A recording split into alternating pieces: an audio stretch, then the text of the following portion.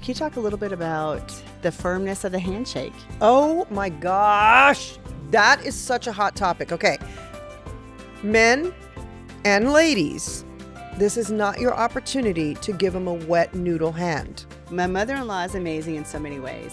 There's one area that bothers me when it comes to our relationship and interactions, that it is some pointed comments regarding my parenting, my abilities, and my appearance. I want all mother-in-laws listening to hear me say this. Your job is to be a cozy blanket and a cup of coffee. You see, that's the other thing that is such a catch-22 is when husbands don't speak up. That happens a lot. Because they fear their mother. Mm-hmm. Husbands who won't speak up don't feel safe. Their truth doesn't feel safe with their mom.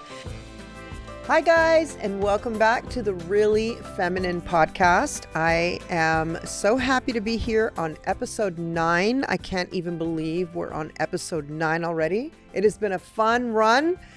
I want to talk to you today about a few etiquette tips that I think you're really going to enjoy. We're going to talk about what in the world do you do whenever you are standing there and you don't remember someone's name? Whenever you're doing introductions. Also, I want to share with you some tips on how to properly introduce yourself and others in a social position. Then we are going to talk about little buds in the ground. And I know for now, you're probably thinking, I don't even know what that means. Do you know whenever you find yourself in relationships, you think, how do I keep getting in these same relationships? How do I keep finding myself in these same circumstances that I can't seem to get out of, or I keep repeating patterns? Deep down secretly, you know that you're repeating the patterns and you want to break those patterns. Well, I'm going to show you some tips and tools on what that looks like and how to actually change those patterns inside my freedom formula. And then, of course, we're going to dig into some tea time, which is where we answer questions that you guys have sent to us, and we're going to spill the tea and give you some great information.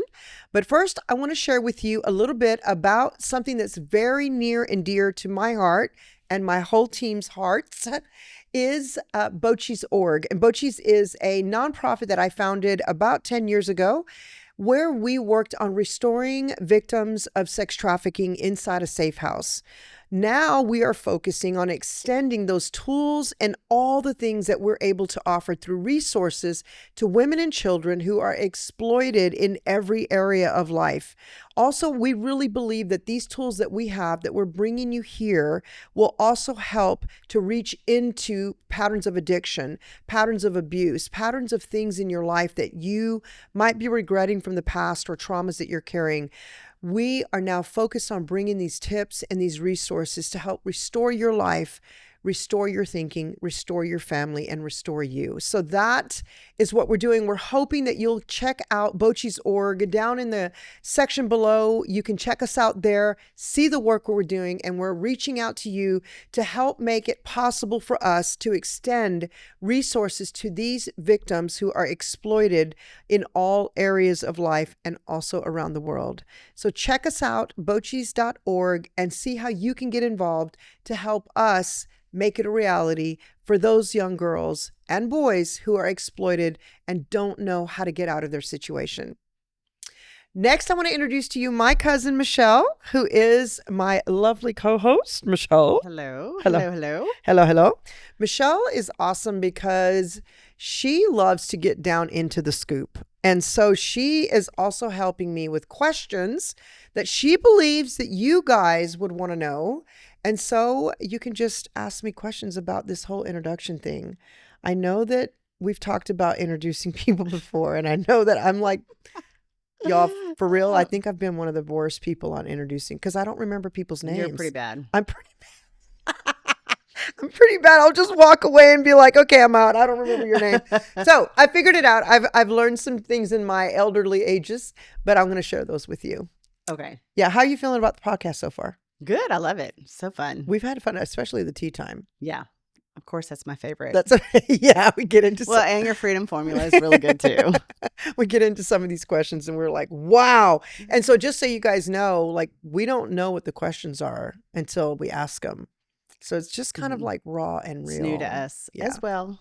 So make sure and go to carlashellis.com/podcast and send us anything you want to know, because we'll possibly be able to open that up here and have a little talk about it. Definitely. Give you some free tools to use.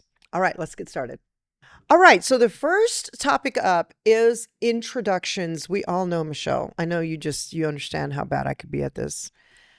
And and especially because I'm not really comfortable talking to people I don't know. I know that's a shocker to people. Mm-hmm. But remember back in the restaurant days?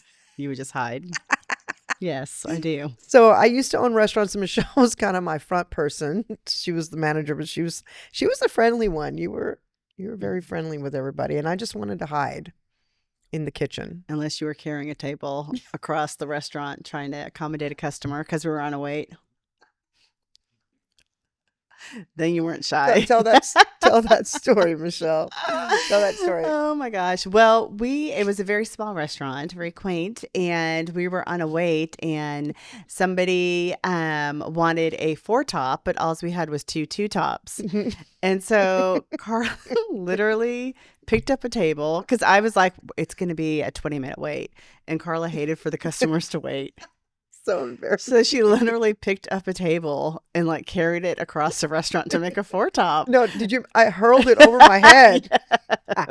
I hurled a 2-top over my head, like with the legs standing in the air. I just went whoop, and I carried it across the restaurant to put 2. Like, excuse me, with a table. Yeah, just trying to like accommodate these people so they didn't have to wait. Because those were back in my dysfunctional days when I felt like somebody was going to leave and they were going to walk out and never come back. Yeah, walk out and never wait. Yeah, because no one's ever had to wait in a restaurant before. So yeah, those were my days. That's like the basis of how bad I used to be. So I would find myself like burning and melting inside if I didn't remember someone's name, which is why I think I avoided the conversation altogether, because I'm so bad at names. I know, I am too. Like I've had to make association with names and then my kids make fun of me because then I get the name, but then I say it wrong. I get the name and then I say it wrong. And I'm like, oh my gosh. So my daughter has an ongoing list of things in her phone of the words I say wrong. And she loves to share that with her friends to have a good laugh. She probably posts it on her story. Yeah, of all the words that I her friends as she does my stuff. Yeah, exactly. On her private friends. At least she doesn't put it to the public. So how to introduce yourself is really like a great subject to talk about, because if you understand how to introduce yourself, you understand that you can pretty much enter into any situation.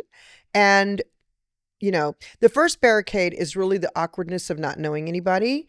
I feel like my sister and brother-in-law are so good at this because they literally are fueled by rooms of people they don't know. And I want to run and hide in the car. I don't know what it is about that. It just drives me nuts. It's so awkward, but it's just like running and jumping in a pool. Like if you try to walk into the pool and it's freezing, you're literally doing a toe, then a foot, then an ankle, then a leg. And then if you just jump in, then it's over in a second. Then you're acclimated to the water.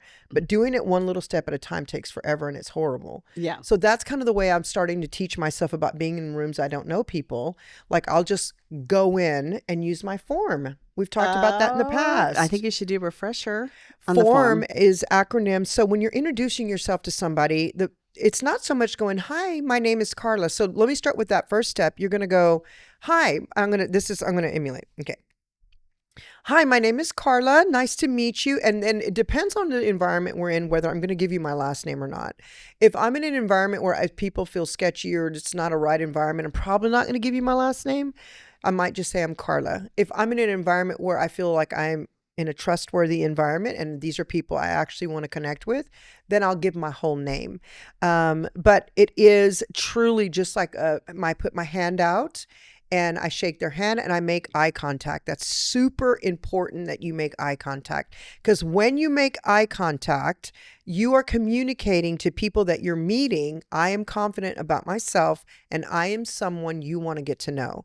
And that's the non-verbal language. So handshake, unless you are a germaphobe, which I get, so you don't even have to put your arm out. Just leave your arm wherever it's at. And my name is Carla. It's so very nice to meet you. That's all you have to say. Now, if you're going to be sat next to someone and you have to have a conversation with them, that's where I pull out form. FORM is the acronym for family, occupation, recreation, and message or motivation. So that's whenever you say, so I sat down next to a lady at an event last week and I didn't know her. And I thought, this is not going to be awkward. I'm not going to sit here next to somebody and not talk. I'm forcing myself to be nice and talk. So I said, hi, my name is Carla. It's nice to meet you. And then I just started forming her. Tell me, where are you from? Well, I live in the Metroplex. I live in this little city, blah, blah, blah. And, oh my gosh, are you married? And she said, well, I was. And so we ended up like we're scheduling coffee. Yeah. And I think, how many people have I missed out on because I'm so crazy, stupid shy about not saying? Yeah. But form is my safety. It is. It's great. It's a good icebreaker for sure. Yeah, because I know how to talk along the conversation. So it really is. So when you're introducing other people, so like I'm standing, and this is another meltdown for me because I'm like, God, I don't remember this lady's name.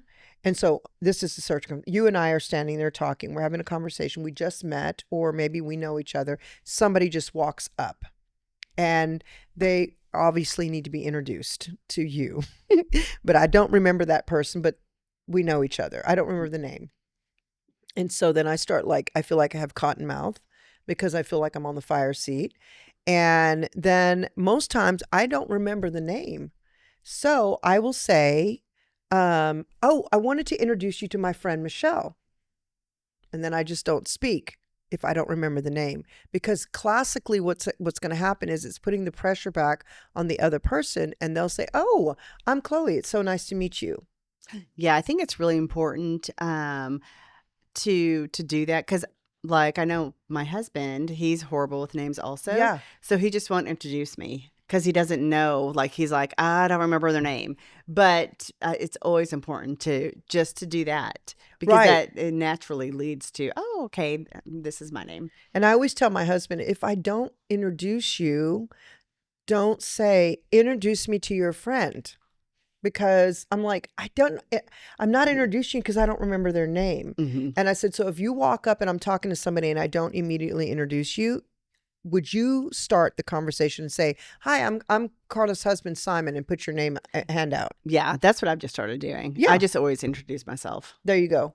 And I think if you're with someone and they're not introducing you, don't wait for that. Just introduce yourself because there's so many dynamics there, I think, that make it super awkward. Yeah. But the most important thing is handshake, if you're okay with that, and then a smile and a direct eye contact with the person. Can you talk a little bit about the firmness of the handshake? Oh my gosh. That is such a hot topic. Okay. Men and ladies, this is not your opportunity to give them a wet noodle hand. So I don't believe that it's ladylike, even though it might be really old. It's not anymore. To give your 4 fingers like this. Like, it's the worst. It's the worst. Don't give your 4 fingers or your little wet noodly fingers to somebody. I've actually had men do that. Oh, I know. It grosses me out. Me too. Beyond measure. Me too. I am engulfing your entire hand with my hand, and I'm a woman and you're a man. That's very awkward. So give a firm handshake, but don't break. Men, women, even though you're very strong and you're very confident, try not to break the bones inside that person's hand, right? I mean, I would say give a firm handshake. Just firm. Because not too strong. Like confident. That's the best word I can use to describe it. Just confident. Just a confident handshake, yeah. But try to avoid that soppy, noodly finger. It is the most disgusting thing to experience when you're the handshaker. Yeah, literally is. Why is that, I wonder? I don't know. But then I immediately think I'm not going to like you because you need to learn how to give someone a handshake. I immediately think I'm not going to like you. It truly is, especially when you are in a networking setting, when you're in a business profession. It's kind of like that first impression. It is. It sets the tone. Absolutely. Yeah. That's like how you present yourself. So that's, to me, it's what you're wearing, if you're dressed and if your hair is made up and your makeup, And then the introduction, what kind of handshake they have. Yes. It is. Yes. And then also, I know like the other thing is, I love the association. So whenever, if I were to say, I want to introduce you. This is my friend Michelle. And Michelle is in, well, this is like 30 years ago. Michelle's in recruiting. And so you also, when you make an introduction, you want to introduce somebody with the association. So you might say, I want to introduce you to my friend Chloe. She's actually a member of our team and she does this, that, and the other. Or if you know that the people might have something in common, then create something in common that, my son's so good at doing this because he's always hosting parties. So he's super good at introducing people to each other and finding a common ground. Yeah, that's great. And then he walks away and lets them talk. Mm-hmm. Yeah. That's like a pristine host. It is, for sure. To find association. Even if you know somebody, let's say like somebody there is a photographer, okay? And you know that person over there is an editor or another photographer. It's like, come here, I want to introduce you to somebody. Especially whenever you see somebody standing there by themselves and they don't have anyone to talk to. Mm-hmm. Like you be that person, even if you don't know them, be that person and go up to them and say, hi, my name is Carla. Are you new here? Did you just get here? I haven't met you yet. And yeah, I just got here. Oh, do you know the host or do you know Michael or do you know whoever? Well, I'm here with a friend. I don't really know anybody. Oh my gosh, well, come over here. Let me introduce you to a few friends. Like that is to me, the top of the heap type of person. Yeah, for sure. Yeah. For sure. Like you're looking for ways to bring people in. I was thinking, what if you meet somebody and you feel like you have a connection with them and you maybe want to set up a lunch date? How do you exchange information? Oh, what's a good way to do that? I just go right in for it. Like the lady I was sitting next to the other night, I said, hey, would you like to exchange numbers? I'd love to set up a coffee with you. And she goes, oh my gosh, sure. So I just gave her my phone. Like I went to like a new text message. I do this all the time because texting for me is a record of my past. So even if I'm thinking like, it's like my file cabinet. Mm-hmm. That's what I use it for now. So I'll open like a new text, like I'm going to start a new text feed. And I'll say, could you just put in your, I'm going to put in your phone number right up here at the top. So they'll just key it in. And then I'll say, if you can just text me your full name, it'll come back to me and then I'll text you back my full name. Mm-hmm. And then we'll be connected. And then I always, when I get in the car to leave or I'm on my way home or when I get home, always within an hour or two of leaving the event, I will text and say, it was so lovely to meet you. I look forward to getting together soon. What does next week look like for you? That's a great idea, doing it that night I always do that. The same day. Yes. And I'm going to tell you, for people who are starting their new businesses or their new nonprofits, or they're in a new industry and they're trying to network, I am the one that follows through. I never wait for people to follow through with me.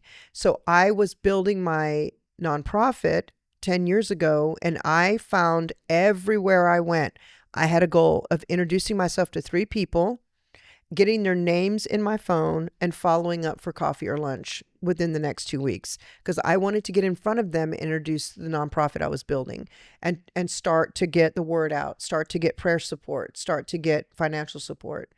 And that's kind of like what we're doing here on this podcast, is we're introducing what we're doing to get support. Mm-hmm. So it's the same thing in person. Yeah. Right. So then I always just ask for it. I'd love to chat. I'd love to continue this conversation. Or if I need to get away from it, but I do want to stay connected, I'll say, you know what? I want to continue this conversation. Can we exchange numbers? And I'll get in touch with you. I'd love to meet up sometime.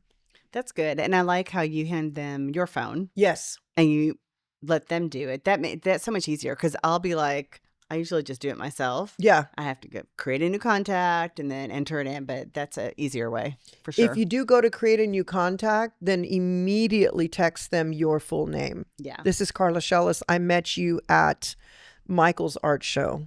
Mm-hmm. And always make that association, because then people might be like, I don't remember who this I'm going to tell you how many times I've gone through my phone looking for somebody. And I'm like, I have no idea who this person is, but I started writing down. I'm like, oh my God, I remember her now. In your phone, you put So I would, if I just met you, I would say, hi, Michelle, this is Carla Shellis. I just met you at Michael's art show. But when you say the contact, do you put? I immediately go in and text them. Okay, but like if you put if you met Jill and she's a connection from a meeting you went to, would you put that in your notes? Yes. So when you pull up her name, you'll remember where you met her. 100%. Okay. I always do that because I forget who, what, where, when, because I meet so many new people. So I definitely want to, because also when you're introducing yourself and meeting new people, you definitely want to be able to relate back to that. So to say, because people will be like, oh God, who is that? But if I say, when I'm setting up, the follow-up, if I say, hey, I met you at Michael's art show, blah, blah, blah, whatever, then they can go, oh my gosh, yeah, I remember that. But I always put the notes in my phone because I won't remember later. Yeah. Okay. Yeah, I think that's important. I do that too, because I'll be like, oh, where is this? Who did I meet? Yeah. Yes, even for like electrician, plumber, lawn person. Yeah. And then I always, on holidays, I will write a really nice little message, and then I just copy and paste it to the people I want to stay in contact with. So it's just like sending cards to every occasion, but I just will send a little just to remind them of me. And then they would have already, when they look back at that text, they'll be like, who's this person? And then they'll go, oh, I met her at the art show. Okay, I remember her. Yeah. And then I always share my contact photo. Oh, you because do? at the very top it says share contact photo. I press share because then they have my face in their contact. Yeah, that's a great idea. I never do that. That's such a good idea. It is, because then they're going to remember my face, and that's the important thing for me when I'm meeting people and introducing myself to people, is that. All right, so now everybody can see our beautiful little teapots. Y'all, this is called Tea for One. How beautiful is that? This is, I used to have these in my, do you remember I had these in my restaurant? Yes. The little tea for ones. And then of course they all got broken. So let's have our little tea. Y'all, this is from Fortnum and Mason. And this is my favorite store on the planet. This is called a little tea for one. And I served these in my last restaurant with coffee in it as well. And so one day soon, we're going to reopen, Michelle. Should we name the restaurant The Experience? That's actually a really good idea. Since that's what we want people to do, is experience our hospitality. That's a great idea. And our beauty and all the things that we do for people. And cheers. Let's have a little cheers on our... Now, let's talk about this really quick. Etiquette is that when you're doing cheers, you literally just lift your glass, cheers, and then you drink. That's proper etiquette. But I like the... Tap. Just a little gentle tap. Okay. Oh my God, that's so good. Good job, Chloe. That is good. That's so good. All right, let's get into the tea time. Let's now we got our little tea. We're going to talk about some juicy scoop. Oh my God, that's a long one. Yeah, this is really long. Okay, let me have it, Michelle. Let's go. Okay. My mother-in-law is amazing in so many ways. She supports my husband and I, is a woman of faith, generous with her time, and just overall lovely person with a servant's heart. There's one area that bothers me when it comes to our relationship and interactions, that it is some pointed comments regarding my parenting, my abilities, and my appearance. I hear comments nearly every time I'm around her, and I'll give you examples. One, when I was pregnant with my daughter, you're really gaining some weight. Do you know how to portion control, or do you need us to help you stay healthy? That's really bad. Oh, that's really bad. Two, various versions of this comment said days after I'd given birth, your stomach is still bulging out. No! That's insane.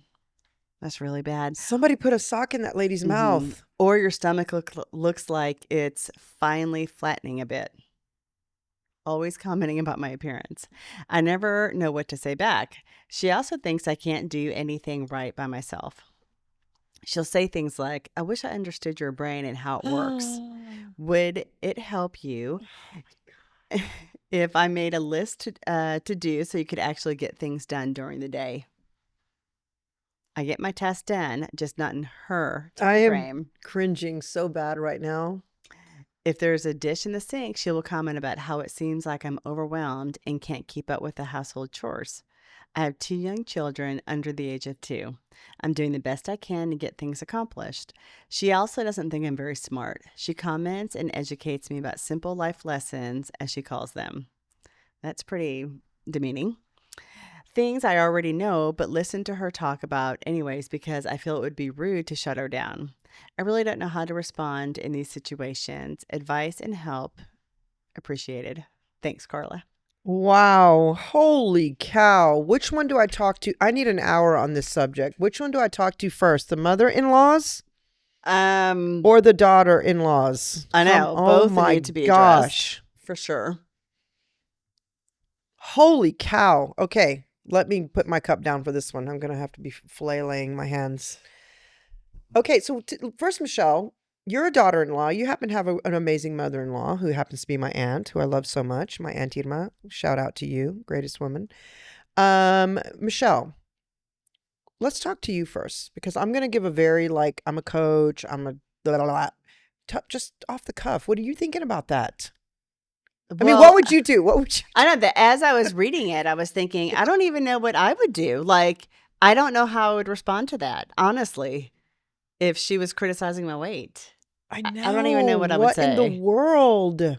Yeah. I mean, I feel like I'd be in her same shoes. I would be like, I don't even know if I'd say anything because what do you say?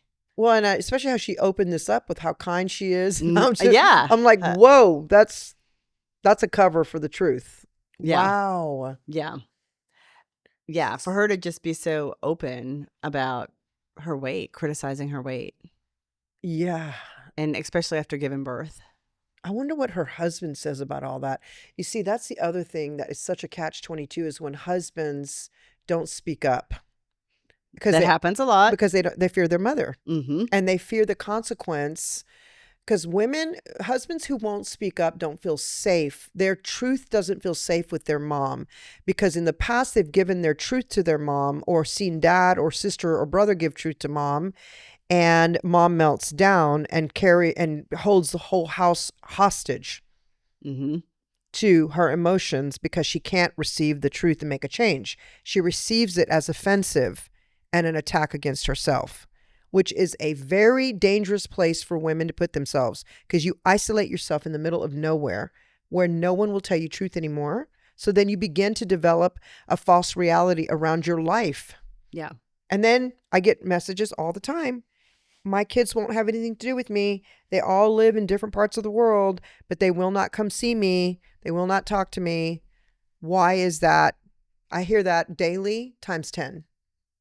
And I'm like, well, I don't have time to unpack that with you. Would you like to book a private session with me? Because typically you have to take a look at the net of your life. I'm going to talk to mother-in-laws right now. I'm just going to be straight and bold. That's the best way to be. Because I think mother-in-laws have the best intention, but they absolutely are so bad sometimes. Yeah. Like, why do you feel like you have the right to tell anybody, let alone the woman that your son chose to marry, how her stomach is pooching still after she's just had her baby? Or how would you like for me to give you some instructions on how to run your household? I can see you don't get things done. That is somebody who's used to just plowing all over people their entire life, telling people how to be, telling people how to live, and being able to, and nobody standing up to them and saying, yeah, exactly, anything. Like they have a space in their head that they believe that they have the right to talk to somebody like that. Because they've never been corrected. Yeah. And that is such a gargantuan, because they subdue by attack. They gaslight, which subdues, which then once they dominate in a subduing motion, then people just resign underneath them and they never hear truth. So for the mother-in-laws listening, the first thing is that there's a natural weirdness that happens whenever your son chooses somebody to marry because his attention goes from you to her. Can I tell you how many ways of dysfunctional that is? Because you actually have an emotional, okay, I'm just going to say it. My friend said this, who's a therapist. She said it is, what did she call it? An emotional incest. Oh, That's what she called explain it. that. Emotional incest. So you have a very unhealthy connection to your child that does not belong with your child. You have an emotional connection to your child that you're not able to release. So then the woman that he brings in as the wife, even if she's horrendous, he chose her. You raised him. You raised him, or you didn't. Your fingerprints are on him or they're not. Either way, he chose her as a result of what you raised. So emotional Okay. incest is being connected with your child in an emotional bond that is inappropriate. Okay. So instead of empowering your son and instead of, praying for him and being positive about it, you start attacking the wife. Like that is a surefire way to push your family out into the abyss where they will not have much to do with you, if anything. Yeah, definitely. Definitely. And my sister in our family is the first one that had a daughter-in-law. And I remember saying to my sister, I don't have a daughter-in-law yet. I'm still praying her in for my son and my son-in-law for my daughter. But I have learned so much, and I'm so glad I've had this time to marinate because I've always wanted to be an amazing mother-in-law, but I know there's some things I had to work out of myself. Okay. But I said to my sister once, just as friendly advice, not from experience, but I said, you know what? And I want all mother-in-laws listening to hear me say this. Your job is to be a cozy blanket and a cup of coffee for your daughter-in-law. That's it. Your job is a cozy blanket and a cup of coffee. What does a cozy blanket bring? Michelle, if you were to have a cozy blanket wrapped around your back, how would you feel? Secure, comforted, confident. Yep. Just Yep. cozy. Yeah. All of those things you just said. It just provides warmth and comfort.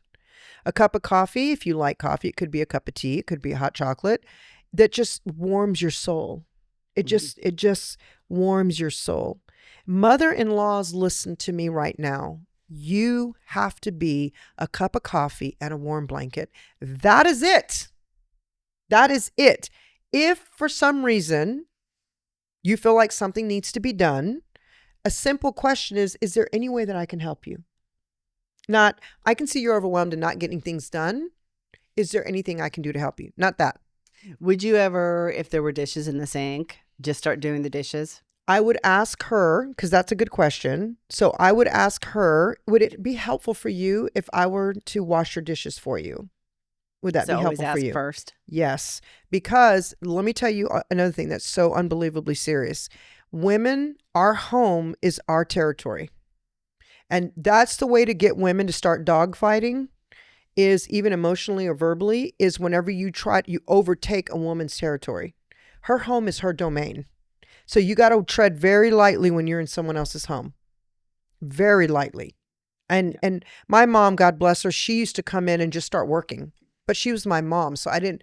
But my mother-in-law back in the day, she would do the same thing. She would just come in and she would start folding laundry, or she would. But see, then there's the risk of the daughter-in-law. Now I'm going to speak to the daughter-in-laws. Don't take every single thing that your mother-in-law does offensive because you feel like she's doing that because you're not good enough. Mm-hmm. Because it's almost like a lose-lose there. Yeah. That just reminded me, I haven't thought about this in so many years. Our first house that we bought, my mom, we went out of town. Do you remember this? We went out of town and my mom painted the entryway. Do you remember that? I remember that. And bought a rug. She was just trying to be helpful and like surprise us. Oh my gosh, I forgot about that. Mm-hmm. You didn't say anything though, did you? I didn't. You were too scared. Yeah. You didn't want to say anything. Yeah. So my husband wasn't too happy.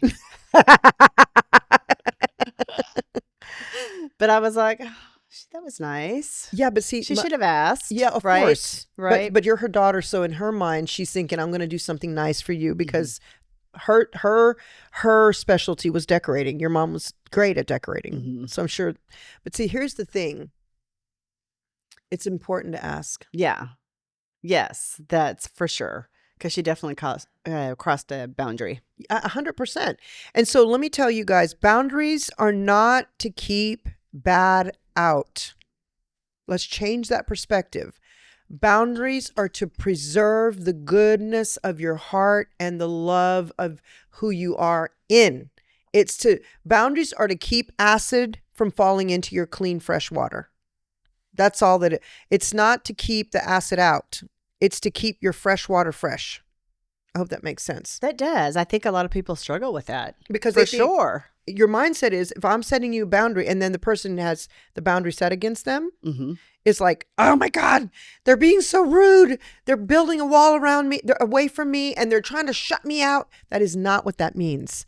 That means, and I welcome when my kids build a boundary because they're trying to preserve what's good within them so that I don't overspill what they don't want that would tarnish that relationship between us. If parents can learn how to respect the boundaries of their adult children, their relationship would be revolutionized. Yeah, that is so true. To bring this to moms, mother-in-laws, listen to me. Don't step over those boundaries with all your opinions. If you need to pull your son aside and talk to him and say, can you help me understand the right way to approach your wife so that I can be helpful? Let him help you with that. Or just say, would it be helpful for you if I folded your laundry? Would it be helpful for you if I helped you with these dishes? Or what can I do to help? And if she says nothing, then do nothing. If you can, would it be helpful for you if I sent you a couple of cases of diapers? I would really love to bless you guys. What is it you need the most? Now, daughter-in-laws, let me speak to you. I am sorry for any daughter-in-law whose mother-in-law or any wife whose mother-in-law has been so unbelievably abusive or inconsiderate. It is not fair for you, and I encourage you to have a word with your husband, give him the first right of refusal. Let him go speak to his mother first. If he does not stand up for you, set a beautiful environment, a calm, peaceful environment, and say to your mother-in-law, would it be okay if you and I had a little conversation? Use the love sandwich that I always talk about. And that is love, message, love. The bread is the love, the meat is the message. So I really love you as a woman. I love your son. I'm so thankful that you have raised him to be the man that he is. This is why I love him so much. But I'm really struggling with a lot of your comments. I'm struggling with the things that you're saying to me. It's making me feel XYZ, however you feel. And I would like to ask if you would refrain from those comments and wait for me to ask for your help. And if we can come to that agreement, I would be happy to extend to you some things because I know, now we're putting the love back in, I know how loving and helpful you are. I know how much you just want to add to our family, and I know your heart is good. Back to the message. But I really feel like you're stepping over some spaces which make me feel very invalid. It makes me feel as though I'm not doing a good enough job. I feel more pressure. And I know that's not your intention, even though it might be, ladies, even though your mother-in-law might have the intentions. Just still say, I know it's not your intention, but I'd really love to ask you to please respect the season I'm in right now. I feel very overwhelmed and I know you're just trying to help, but can you refrain from all your comments because it's really hurtful to me. And I love you so much. And I'm very much looking forward to a new relationship with you where we can just blah, blah, blah. I think that's the way to handle that. Mm-hmm. If your husband will not stand up for you, understand that he's probably scared of the drama that mom's going to give. And then you just handle it yourself. And if you handle it with peace and if you handle it with that love sandwich and you have to stand up for yourself. If you don't stand up for yourself, no one else will.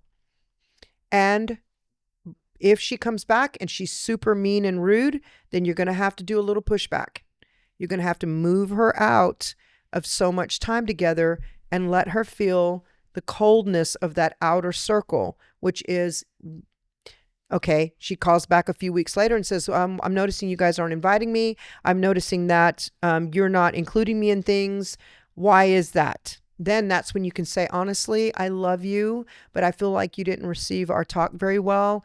And maybe we just need a little bit of time to figure this out. But I just really look forward to some more time with you whenever we can get on the same page with communication. Sometimes it's hard when you're trying to express your truth and people won't receive it, and they just start gaslighting you and blaming you and telling you're the reason for this. You're the bad one, or you didn't hear me, or they start making you feel like you're in a crazy cycle. And if that happens and they're not good soil to receive correction, then it's not on you. They just got to back up. You just got to let them back up, or you push them back just a little bit and get around that to be the new normal. I'm not an advocate of completely cutting your family out. I'm an advocate of learning a new way to communicate with each other. And unfortunately, there are people you cannot communicate with. They are not open to hearing any fault of their own. And by that, sometimes people just fall off, which is unfortunate. I hate that, but Yeah. you can't fix everybody and you can't change everything. You have to learn how to be a good communicator and then just let the communication ride for itself. Yeah, that's really good. I think I was just, as you were talking, thinking about how difficult of a conversation that would be. Oh my To have. gosh, it's frightening. Mm-hmm. But the alternative is just put her in a different box in your head, shut your ears off when she's talking, and just let it slide off your back. So either you have to say something about it or you have to shut your ears when she's talking, just smile and let it roll off her back, and then limit your time. Yeah. Like back up your time just a little bit. All right, friends, I hope that helped. I hope that helped. We're going to be talking about a lot of these things inside the Freedom Formula coming up very soon. We are going to start recording our course so that you can have all the tools that you need to be in great relationships, because you got to change your thinking so that you can change your life. So talking about these moms and mother-in-laws and daughter-in-laws, let's just segue right over into the previous. When I set this podcast up, I was talking about how we end up in the same relationships or the same type of situations, and we don't know how we got there or how we keep repeating it. Yep. Do you feel like you've had that in your life? Sometimes. Yeah. I mean, yes, it's happened before for sure. And it's like, I find that this was in my before healing days, before the Freedom Formula days, that I would find myself in the same situations, receiving the same outcome that I did not desire. I felt like my whole life was that. Insanity? It's a cycle of insanity. Yeah. But the problem is that I didn't realize how I got there. Well, you didn't even realize you were doing it. I didn't even realize I was doing it. Yeah. And I didn't realize how I got there. Mm-hmm. And then I think we all have a hard time distinguishing between just really being loving and kind and being codependent. Definitely. So codependency is an imbalanced love system. And so we grow up with an imbalanced system of love. And so codependency is trying to bring that love level up. So if we learn to be loved by yelling and screaming, then we subconsciously attract or look for people that yell and scream in order to make us feel loved. Mm-hmm. We grew up with a normal being a parent calling us names, yelling, hitting, all of that. And then, or not even being there, not even talking, not even seeing, validating, showing up. So then we consequently find relationships because that's our normal love system. So then we go and we find relationships that everybody calls dysfunctional, but we can't see that because we keep covering for the behavior because that's what we grew up in. Mm-hmm. It's a homing mechanism. Yeah. That's a really good way that you explained it. It's really good. Homing mechanism. So we go, oh, we're coming back to home by being in a relationship just like that. Mm-hmm. And then we'll defend it. because it's our normal. And so with my freedom formula, these are all for everybody listening. Some of you are going to be watching. If you're watching this, sorry, let me back out of that. If you're listening to this, I would encourage you to go to the YouTube channel, Carla Shellis, and watch this episode number 9, because I love to show visuals and that's how I teach. And sometimes watching it will make more of an impact than listening. But if you can't watch it right now, I'll do my best to describe this. So right now, I'm going to start by explaining how we figure out how we're in these patterns. Like, how does it even start? Okay. So Michelle, I'm going to have you help me with this. Since you're my little co-host, I'm going to act like you're one of my clients. This is kind of how I use the freedom formula in the beginning. So let me first show everybody watching. Michelle, what do you see in this picture? I see little sprouts of flowers or plants coming up out of the Yeah. ground. Right. So that's what that is. And I'll tell a story behind this really quick. My mother was a gardener. She had a beautiful green thumb, meaning she could make anything beautiful. And one day we were cleaning out my backyard, getting ready for spring. And we had all these beautiful pots that were just dirt with all the dead branches in them, right? And all the debris on top of that from the fall and the winter. And I was going in with my hands to kind of till up the dirt in that big pot. And she goes, "Stop."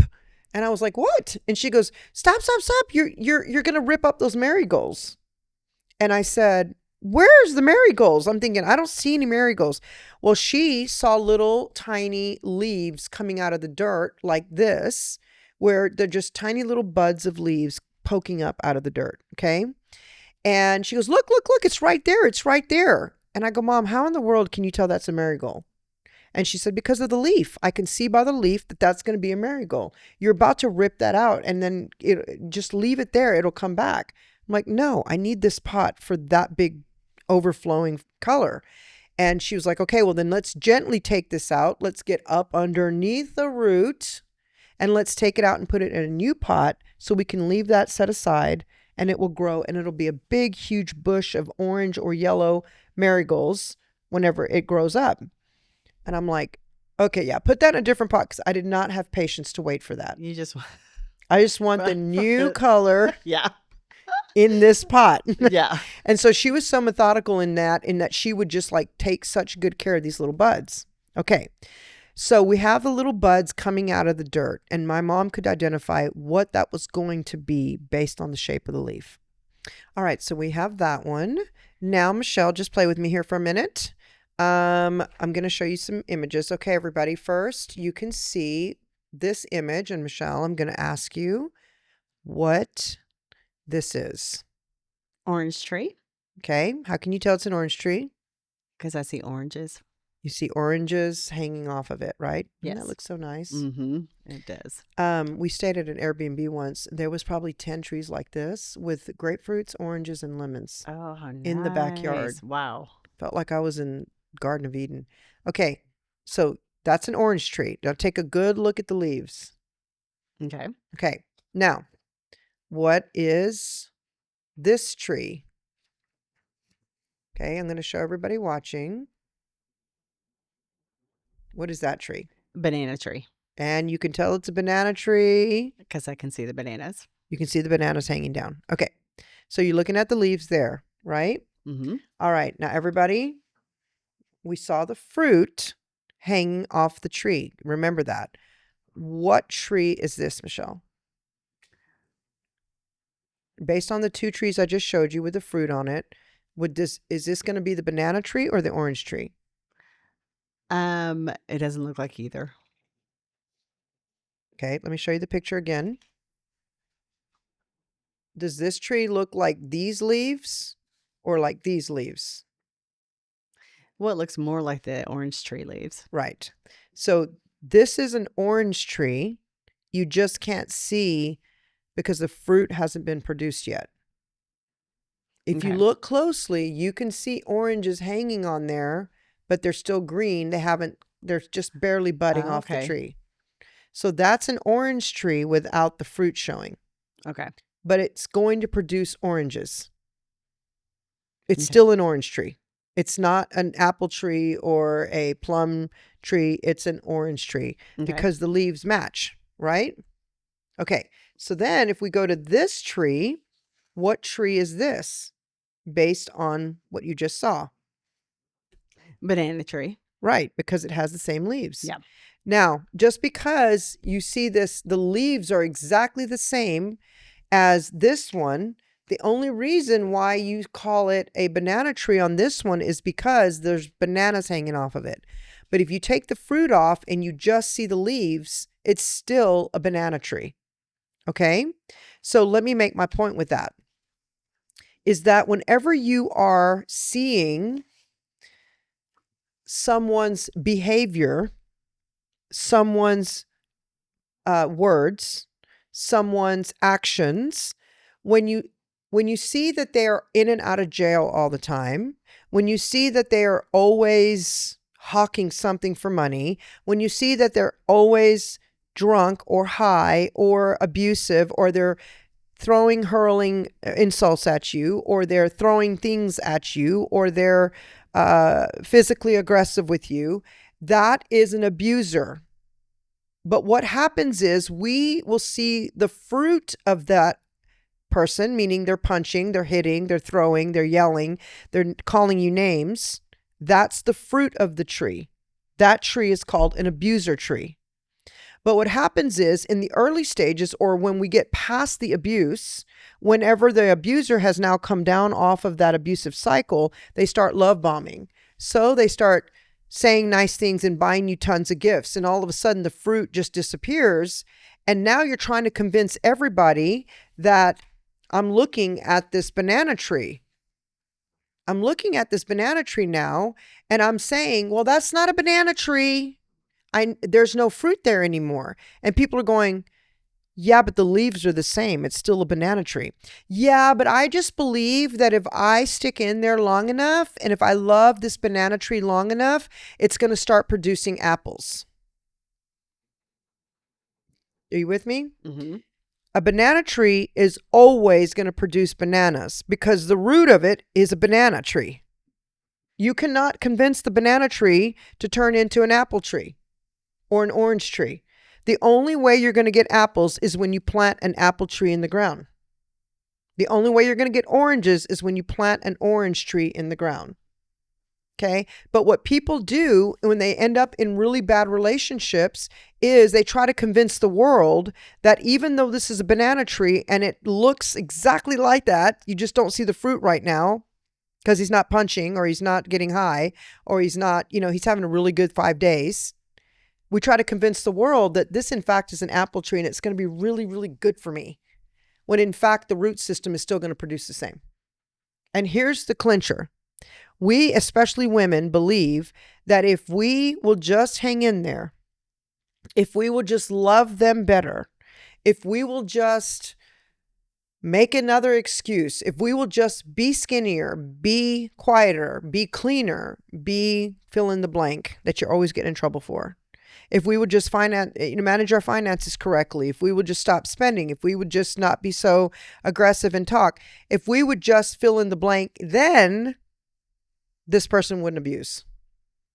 Then they wouldn't be getting high all the time. If I can just go bail them out of jail this one more time, they promise me they're going to change. Okay, so the crazy cycle that we are in is when we believe that our actions will change someone else's life. Let me clarify that. When we believe that if we can do something correctly, then this person's entire root system is going to change. There was somebody I worked with years ago that told me she pulled her daughter out of an abusive relationship. Her daughter was pulled out of an abusive relationship by someone else. She came in and had a, quote, 4-hour talk with the abuser and talked her daughter into going back into the abuser's house because she had a 4-hour talk with him and now he was going to be different. Wow. So the wife trusted her mother and she went back into the home with her children into the abuser's home because the mother said, I talked to him and now he's going to be different. Do you think he was different? No. Absolutely not. Because there's a whole root system underneath the person who is abusive. There's a whole root system underneath that, and it hasn't nothing to do with you in the relationship with them. It was already there when you met them. And the only way that that tree is ever going to change from a banana tree to an apple tree is whenever that root system is pulled up and thrown away and a new tree is planted. So how does that look in relationship with people day to day? So that is, you are responsible for fixing and changing your root system so that you're not the person dealing with this every single day. You cannot be good enough in order for that abusive relationship or that addict in your life to stop doing what they do. You cannot. Nothing you do will change them. The only thing that will help change them is when you build firm boundaries and you no longer allow them to get away with the behavior, or you don't make excuses for them. You let them hit their rock bottom. I'm even talking to parents right now, Michelle. That's the toughest one. Mm-hmm. When parents keep rescuing their kids before they hit the bottom. Mm-hmm. They keep bailing them out. They keep giving them more money. They keep hiding. And then they start hiding from their spouse how much money they gave them. I swear, he said to me, I'm just going to pay the rent this one last time. And then he said he's going to get a job and change. And then we just keep doing it and doing it and doing it and doing it and doing it until you're completely lying now. You're covering, you're hiding. I'm talking to wives whose husbands you know are cheating. You know they're cheating. It's in the gut of your stomach. But you keep making excuses for them not showing up until 2 or 3 in the morning. You keep making excuses for why they won't let you into their cell phone, why they have a different lock on their phone, like a different passcode. You keep making excuses for that. So you try to get better so he stops cheating. At the end of the day, that is an excuse for someone who is completely out of order. And what happens is you're only trying to secure yourself from the pain that comes with the truth. So we build up all these walls, and I always say put icing and sprinkles on truth so that it looks better and perhaps will taste better. But how do we get out of that dysfunctional relationship? Let me go back to my little buds in the ground. If I'm going to show you back to the little buds, okay, my question, Michelle, would be, as I'm kind of, bringing you in as the example, would you prefer that your life, if you see the buds in the ground, do you want these buds to grow up to be thorny weeds? Have you ever pulled one of these out of the ground? They hurt. They do hurt. Yes. They are really spiny and pokey, and they hurt. Underneath this, you guys, is a root system that's probably 10 feet deep. Very, very deep at its greatest depth. An average of 2 to 3 feet deep underneath. I mean, I've had to really struggle to get these big things out. Mm-hmm. But this is the work that has to be done when somebody wants to make a change in their life. Okay? Would you rather your soil, your foundation of soil, your ground, which is your life, would you rather it come up thorny like this, or would you rather it come up beautiful and colorful like this and healthy? Beautiful flowers like that. Right. You see the difference, right? Mm-hmm. I mean, you can see the difference here. What do you want your life to look like? And when it's in this stage right here, you can actually decide, because when it's a tiny little bud like this, the root system's not too thick. You can actually pluck that out and start over. So when you're dating somebody and they're already starting to lie to you, you catch them in porn, you catch them cheating, you catch them chatting with other girls or boys or whatever, you catch them yelling and screaming at you and calling you names. For you to think that that's going to grow up to look like a beautiful, full, colorful life, you're only fooling yourself, number one. And number two, you're setting yourself up for a lifetime of disaster. Because until so here's the thing I want to say. If you keep attracting those same kind of people, there's something wrong with you. Meaning your root system is producing the weeds. So you're attracting nothing but weeds. If you want your life to look like this absolutely breathtakingly beautiful bed of color and vibrancy, you first have to become that before you will attract that. And that's what the Freedom Formula is going to be all about, Michelle. It's going to actually be all the steps and tools to get you to this point. If you are in a situation right now when you are in a very abusive relationship and you need help getting out of that, we can connect you to some really good resources. Go to bochis.org/help. And on that page, you will be able to find all the resources that you need. But understand that I'm a huge believer in therapy. I believe that if you're in an abusive relationship now, it's not because you're not good enough. It's not because you're not saying the right words and you need to be better to keep this person. It is because something inside of you is not lined up with truth, which is probably from your past life, meaning life with your parents, life, maybe you were assaulted or traumatized as a child.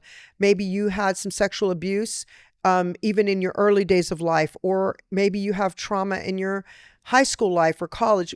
We all have something that we've dealt with that leaves us with the residue of trauma, which then takes over our life. And so if you're a garden, if your soil of your heart and your life does not look like exactly what you dreamed of, don't make excuses for the people that are in your life. Pull back and start working on you. You are absolutely worth the work to work on. Take an inventory of your life and write out the truths and align those truths. Is that exactly what you were wanting in life? Are you wanting a guy who's going to hit you and throw things at you and yell at you and call you names? Are you wanting a guy or a woman that's going to control your every move and your every thought? Think about that. You should enter a relationship when you are 100% and he is 100%. You're not coming to the table to be 50-50. You must remember that. What you see in the beginning of the relationship is going to be magnified times 10 inside the marriage. Never believe the idea that it's going to get better once you get married. It's not. It's going to get worse. The only thing that's going to get better is what's already good in the relationship. If you're already married and you're listening to this and you're thinking, oh my goodness, I'm in the middle of an abusive relationship, or I'm married to a habitual cheater, let him hit the ground. Set your boundaries and hold them. Go and invest in you. Make sure that you are doing the work for yourself. Stephanie Tucker, the Christian Codependent Workbook, is one of my all-time favorite. We'll put it in the link below. Workbooks to help you understand what you need to see in reality of what's really going on with you. Take some time by yourself and just start working on that workbook. I promise you, you will be so happy you did. Or go get the book Codependent No More by Melanie Beattie. That's one of the all-time highest selling books, the most successful book on this subject. And you will start to find inside those two resources things that you never imagined possible. And so I hope that helped you out there. I hope that you were able to gather some conviction today about why you're in these cycles that you can't figure out how to get out of. And that leads me into, again, I want to just remind you about bochis.org. You guys, this is why we developed this. We started out working with sex trafficking victims. We learned an enormous amount inside of that opportunity. I call them the Navy SEALs of women. We learned how the brain and mind work together with the heart and how you can have a new life. And we want you to go check out bochis.org. If you are someone who is interested in partnering with us, your financial partnership with us will help us to bring resources to women and children who are stuck in these abusive relationships. Your help can help us give her a hand up, not a hand out. And so I ask you to consider partnering with us financially. Go and check out all the stuff we're doing. Go follow us at bochis.org on Instagram and also on all my social media outlets. Make sure and go follow me at Carla Shellis, and I can help to keep you equipped and motivated and inspired to live your best life. Thank you so much for watching today. I look forward to seeing you on the next one. Bye-bye. Bye.